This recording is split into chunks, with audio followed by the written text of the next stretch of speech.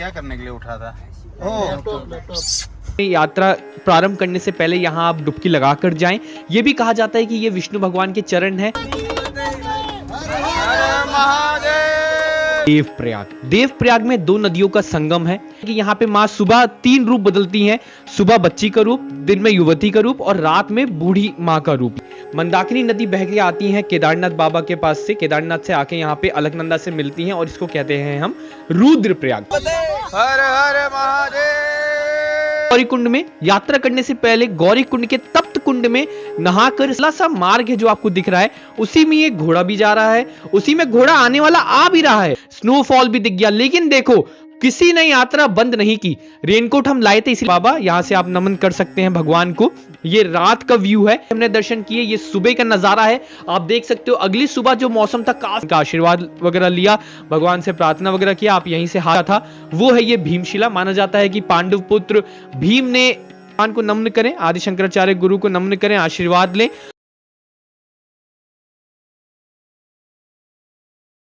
तो भाई हम जा रहे हैं केदारनाथ और बद्रीनाथ, ठीक है। और अभी हम हैं old Delhi metro station, Chandni Chowk metro station. फिर पुरानी दिल्ली से हमारी ट्रेन है और हम सुबह 6 बजे कल पहुंचेंगे हरिद्वार। और फिर वहां से है हमारी ट्रैवलर इन सारी बुकिंग्स और वहां से हम जाएंगे सोनप्रयाग। फिर अगली सुबह हम स्टार्ट करेंगे अपनी ट्रैकिंग। तो भाई हमारी जो ट्रेन थी वो थी पुरानी दिल्ली से। हम चाहते तो दिल्ली से ही ट्रैवलर में जा सकते थे, बट हमने ये सोचा कि चलो यार आराम से थोड़ा सो कर जाएंगे, जिससे कल पूरे दिन की यात्रा जो है अच्छे से रहेगी और किसी की तबीयत खराब नहीं होगी। जब मैं इस साइड आया तो देख रहा हूँ यहाँ पे लोग तो कुछ गेम्स वगैरह खेल रहे थे, लोग अलग ही जोश में थे। मैं क्या करने के लिए उठा था?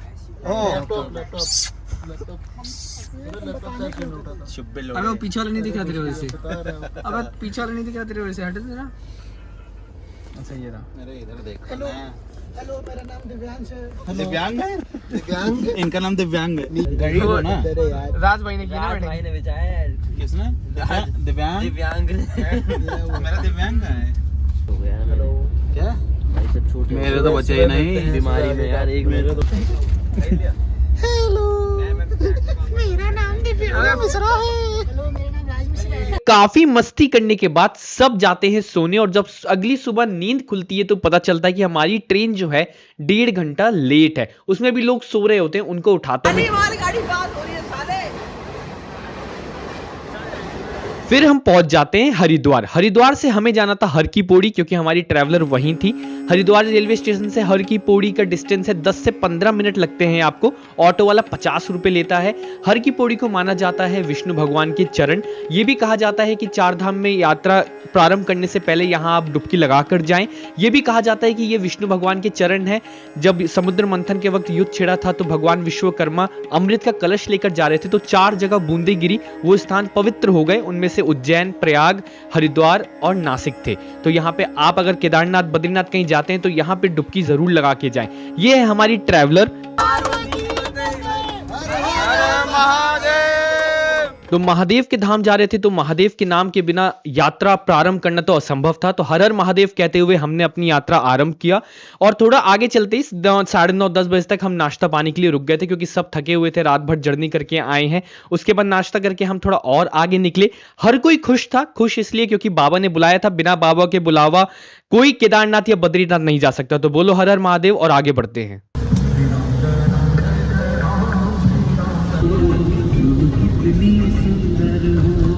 तो बाबा का नाम लेते हुए, महादेव का नाम लेते हुए हम सबसे पहले पहुंचे देवप्रयाग। देवप्रयाग में 2 नदियों का संगम है, एक है अलकनंदा और दूसरी है भागीरथी। ये जो ब्लू वाली आपको दिख रही है ये भागीरथी है और वो जो उस साइड से आ रही है वो है अलकनंदा।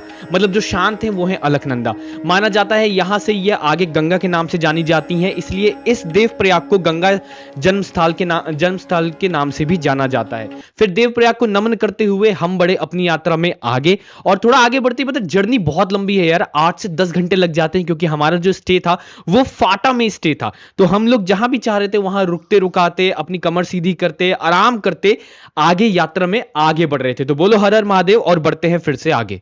तो जैसे ही हम थोड़ा आगे बढ़ते हैं आता है हमारा अगला पड़ाव, जो कि था धारी देवी माता मंदिर। अगर आप जा रहे हैं केदारनाथ बद्रीनाथ या फिर कोई भी 4 धाम, तो धारी देवी माता मंदिर के दर्शन जरूर करके जाना, क्योंकि यह माता द्वापर योग से पूरे उत्तराखंड की या फिर पूरे चार धाम की रक्षा करती हैं। माना जाता है कि 2013 में इस मंदिर के साथ कुछ छेड़खानियां की गई थी, जिसकी वजह से 2013 में केदारनाथ में जो फ्लड आया था, लोगों का कहना है कि इसी का प्रकोप था जो छेड़खानियां की गई थी। हम थोड़ा सा आगे बढ़े, यहाँ पे ऊपर जहां पे आपको बस छोड़ेगी ना, वहां से नीचे 1.5-2 किलोमीटर है मंदिर, तो आप रास्ते में प्रसाद ले सकते हो और प्रसाद लेके आगे बढ़ सकते हो।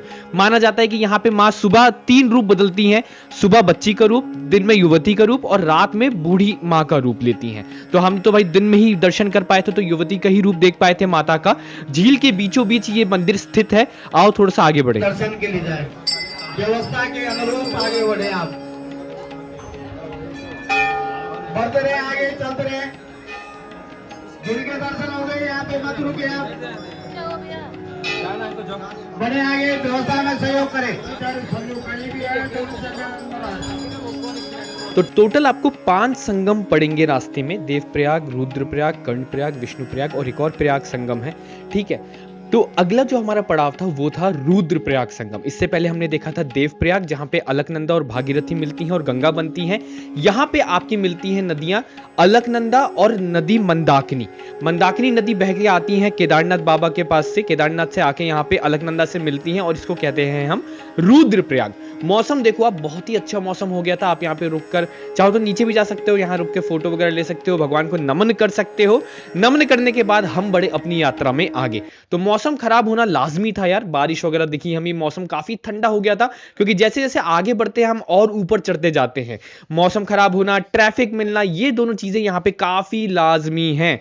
ट्रैफिक थी यहाँ पे, बट ठीक है, चलता रहता है। और फाइनली हम पहुंच जाते हैं फाटा, जहां पे हमने बुक किया था अपना होटल। फाटा हम पहुंच जाते हैं शाम के 6:30 से 7 के बीच में पहुंच जाते हैं। सही सलामत पहुंच जाते हैं भाई। सुबह 8 बजे के निकले हुए, शाम के 6:30-7 बजे हम पहुंच जाते हैं फाटा। ये था हमारा रूम। अगर आपको रूम पसंद आता है तो आप कमेंट करना, मैं आपको होटल का नंबर और होटल का नाम दे दूंगा, आप वहां पे संपर्क कर सकते हो। खाना बहुत अच्छा था, बहुत ही स्वादिष्ट था। गीजर वगैरह लगा हुआ था होटल में, क्योंकि अगली सुबह यार ठंडी हो जाता है मौसम और हमें सुबह अगली सुबह निकलना था, तो गीजर का होना अनिवार्य है। अबे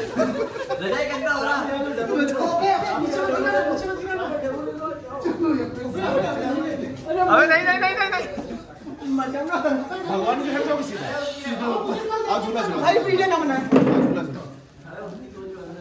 और ऐसे फेंक दो।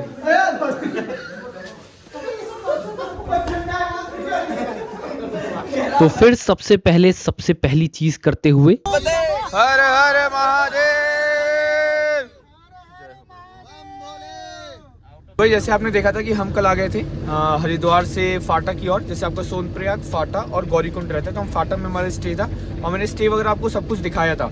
तो सुबह के बज रहे हैं 3:30 और हम निकल गए हैं ट्रैकिंग की ओर। मतलब हम यहाँ से निकलेंगे सोनप्रयाग से थोड़ा आगे, फिर वहाँ से टैक्सी जो रहती है आपको 50 रुपीज़ देने होते हैं टैक्सी के। उसके बाद हम पहुँचेंगे गौरीकुंड और फिर गौरीकुंड से हमारी चढ़ाई हो जाएगी शुरू, ठीक है।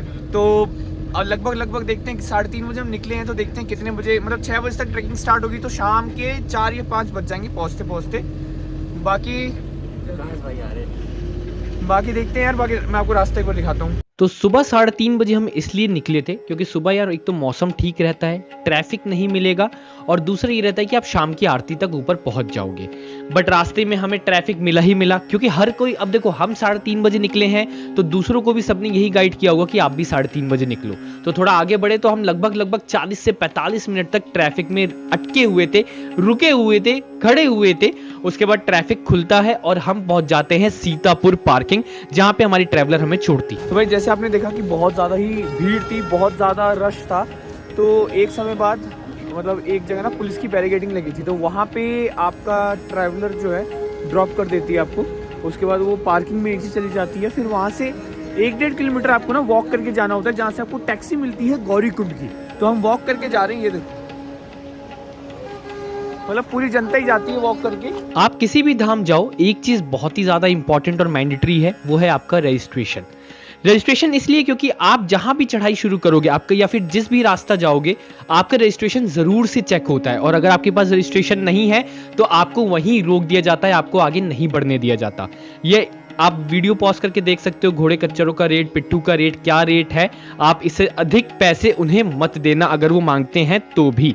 अब ये जो आपको लाइन दिख रही है ना, ये तो भाई हम बहुत ही मतलब भगवान का बहुत अच्छा हाथ था हमारे ऊपर, पूरा हाथ था कि यार चलो हमें तो बस एक सिंगल ही लाइन मिली है 1-1.5-2 किलोमीटर तक, लेकिन जब हम वहां से आ गए हैं तो ये पूरा रोड भरा हुआ था भाई। आप केदारनाथ देख लो, यहाँ से 23 से 24 किलोमीटर है। ये जो सामने चेक पोस्ट है, चेक पॉइंट है, ये है आपका रजिस्ट्रेशन चेक पॉइंट। यहाँ पे होता है आपका रजिस्ट्रेशन चेक। तो रजिस्ट्रेशन चेक हो गया है। रजिस्ट्रेशन बड़ा ही मैंडेटरी है। अगर आपके पास रजिस्ट्रेशन नहीं होगा तो आपकी एंट्री प्रोहिबिटेड है, आपको एंट्री अलाउ नहीं है। ठीक है, अब उसके बाद हम निकल जाते हैं, जैसे मैंने बताया था कि यहाँ से फिर हम लेते हैं टैक्सी सोनप्रयाग से गौरीकुंड तक के लिए। तो ये पूरी लाइन अगर आप देखोगे ना, तो ये पूरी लाइन लगी हुई है आगे तक। ठीक है, ये पूरी लाइन है और यहाँ से हम निकलेंगे गौरीकुंड के लिए और वहाँ से हमारी ट्रैकिंग स्टार्ट होगी। तो भाई ये जो लाइन आपको दिख रही है, ये टैक्सी की लाइन दिख रही है। मतलब पहला पड़ाव था रजिस्ट्रेशन चेक और दूसरा पड़ाव है टैक्सी, जो कि आपको छोड़ेगी गौरीकुंड तक। तो आप जब भी यहाँ आओ 50 रुपए कैश जरूर लेके आना। ये जो आपको सामने पूरी भीड़ भड़ाका दिख रहा है ना, ये टैक्सियां हैं। जो टैक्सी आती रहती है, जाती रहती है और भर भर के लेके जाते हैं। तो ये मत सोचना कि आपको VIP ट्रीटमेंट मिलने वाला है। अब ये देखो, रास्ता भी बड़ा इंटरेस्टिंग सा है यार, बड़ा पतला सा रास्ता है। उधर से एक टैक्सी आ रही है, एक टैक्सी जा रही है, लेकिन पता है इसमें ज्यादा टाइम नहीं लगता। 15 से 20 मिनट में आपको यहां से गौरीकुंड तक छोड़ दिया जाता है। आप वहीं पे अपनी लाठियां खरीदना, ये नहीं कि आप नीचे से लाठी खरीद के लेके जा रहे हो, क्योंकि फिर टैक्सी में रख पा रहे ना बहुत मुश्किल है। अब ये देखो, यहां से आया आपका केदारनाथ पैदल मार्ग, लेकिन अभी भी ट्रैकिंग स्टार्ट नहीं हुई है यार। सुबह 3:30 से निकला हूं मैं और 7:30 या 8 बज गए मुझे। ये है गौरीकुंड में। यात्रा करने से पहले गौरीकुंड के तप्त कुंड में नहाकर स्नान करके जरूर आगे बढ़ना, क्योंकि मान्यता है कि यहाँ पे स्नान करके एटलीस्ट जल छिड़क कर तो जरूर ही बढ़ना आगे। ठीक है, तो ये आपका गौरीकुंड है और अब हुई हमारी ट्रैकिंग स्टार्ट। भीड़ भड़ाका इसलिए दिख रहा है आपको क्योंकि ये लगभग थोड़ा सा शहर जैसा है, इसलिए यहाँ भीड़ भड़ाका है। लेकिन क्या आगे भी भीड़ था? चलो आओ आगे देखते हैं। तो ट्रैकिंग हमने स्टार्ट कर दी है गौरीकुंड से। ठीक है, लगभग 8:30 बज रहे हैं और देखते हैं। देखो लाठी वगैरह सब ले लिया है। हम देखते हैं ऊपर कितने बजे तक पहुँचते हैं। हम कोशिश रहेगी कि हम 5:30-6 बजे तक पहुँच जाएँ, जिससे हमें शाम की जो आरती है वो मिस ना हो, शाम की आरती हमें मिल जाए। रास्ता बहुत ख़राब है यार, बारिश वगैरह को उससे कीचड़ विचड़ हुआ है, बट चलो ठीक है। हर हर महादेव, चलते हैं आगे। तो भाई फाइनली ट्रैकिंग स्टार्ट हो गई। अब रास्ता आप खुद देख लो, रास्ता कैसा है।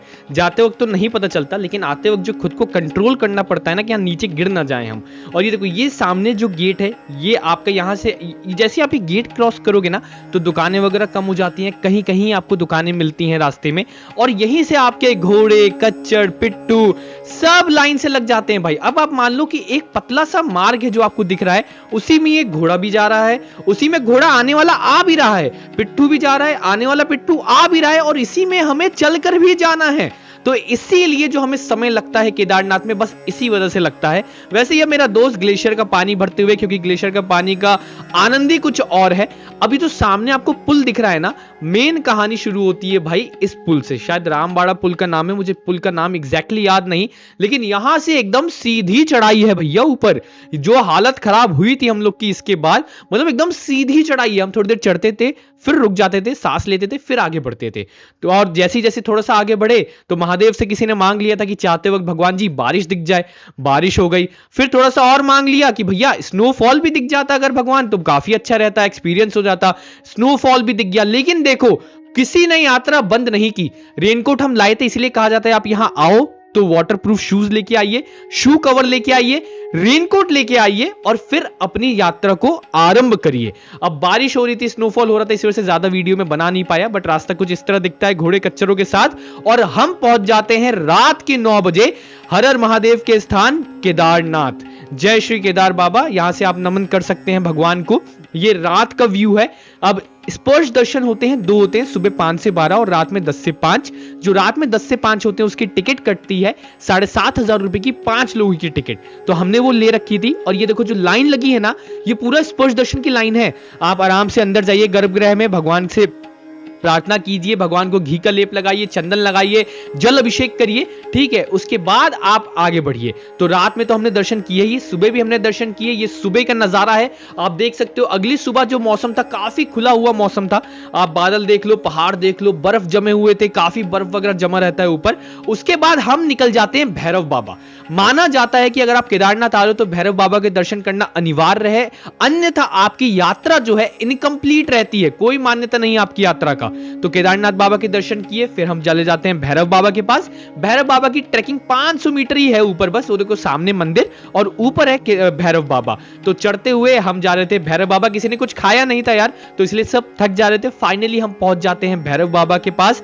काफी ज्यादा ऊंची चढ़ाई है भैरव बाबा की, मतलब 500 मीटर ही है लेकिन ये काफी ऊपर है। यहाँ से पूरा नीचे केदारनाथ मंदिर जो है ना अलग ही दिखता है। ये देखो हम लोगों ने थोड़ा सा यहाँ पे प्रार्थना वगैरह किया, भगवान का आशीर्वाद वगैरह लिया, भगवान से प्रार्थना वगैरह किया। आप यहीं से हाथ जोड़ के नमन कर लो, हर हर महादेव, जय भैरव बाबा। ठीक है, ऊपर फिर थोड़ा बहुत फोटोशूट वगैरह करके हवा वगैरह चल रही थी। फिर हम आ जाते हैं भीमशिला। ये है भाई भीमशिला, जो पत्थर आपने सुना होगा कि जिस पत्थर ने केदारनाथ की रक्षा किया था वो है ये भीमशिला। माना जाता है कि पांडव पुत्र भीम ने प्रण लिया था कि वो केदारनाथ की रक्षा करेंगे, तो जब 2013 में सैलाब आया था तो ये पत्थर यहाँ पे आके मंदिर के पीछे रुक गया। ठीक है, तो भीमशिला की भी आप दर्शन अवश्य करें।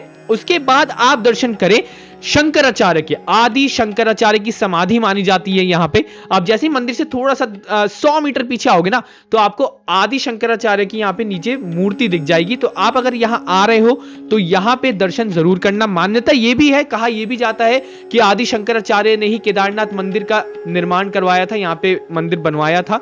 ठीक है, अन्य बहुत सारी मान्यताएं हैं यार। तो आप यहीं से भगवान को नमन करें, आदि शंकराचार्य गुरु को नमन करें, आशीर्वाद लें। और इसके बाद हमने मतलब ऑलमोस्ट सब कवर हो गया। भैरव बाबा, केदारनाथ, प्रसाद भी ले लिया, आदि शंकराचार्य, भीमशिला, और फिर हम खाना खा के निकल चलते हैं अपनी वापसी की चढ़ाई पे। हालत तो खराब हो ही जाती है यार, कोई शॉर्टकट मत लेना, आते वक्त या जाते वक्त रिस्क मत लेना। रास्ते में आपको रात के समय आपको लाइट वगैरह दिख जाती है, कहीं कहीं लाइट नहीं है बट वो बहुत ही कम जगह है। ये रात का समय है जब हम लौट रहे थे। तो बोलो हर हर महादेव, जय शिव शंभू, केदारनाथ बाबा की कृपा बनी रहे, जय श्री केदार।